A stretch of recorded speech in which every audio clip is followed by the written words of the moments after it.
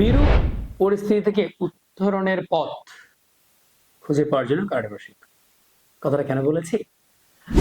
বিরূপ পরিস্থিতি বলতে আমি কি বুঝাই? আমরা বুঝাই হচ্ছে আমরা যখন বিপর্যস্ত থাকি মানসিকভাবে বা শারীরিকভাবে, তখন আমরা অনেকটা ভেঙে পড়ি। এই ভেঙে পড়া থেকে কিভাবে উত্তরণ হওয়া যায়, এই প্রশিক্ষণটা কিন্তু কারাটে প্রশিক্ষণে আমরা চমৎকারভাবে দেওয়ার ট্রাই করি। কিভাবে? তাদেরকে আমরা শেখাই বিরূপ পরিস্থিতি কিন্তু তোমাকে শক্তিশালী করবে। বিরূপ পরিস্থিতি মানুষের লাইফে আসেই মানুষকে স্ট্রং করার জন্য। পৃথিবীতে এমন অনেক এক্সাম্পলই আছে যে বিরূপ পরিস্থিতির কারণে আজকে তারা এই পর্যায়ে চলে আসছে।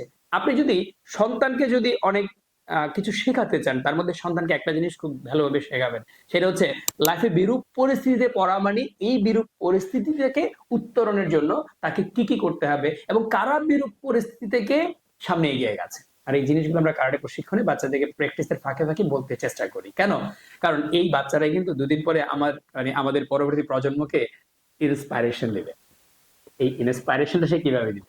যদি সে বিরূপ পরিস্থিতির পড়াটাই ওভারকাম করাটাই না শিখে, সে কিভাবে দিবে? সেজন্য আমরা চেষ্টা করি বাচ্চাদেরকে প্র্যাকটিসের ফাঁকে ফাঁকে কিছু উৎসাহমূলক তথ্য তাদের সামনে হাজির করতে। ধন্যবাদ সবাইকে।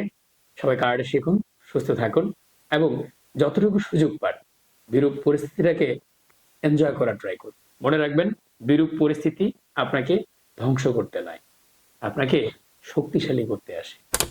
আসসালামু আলাইকুম।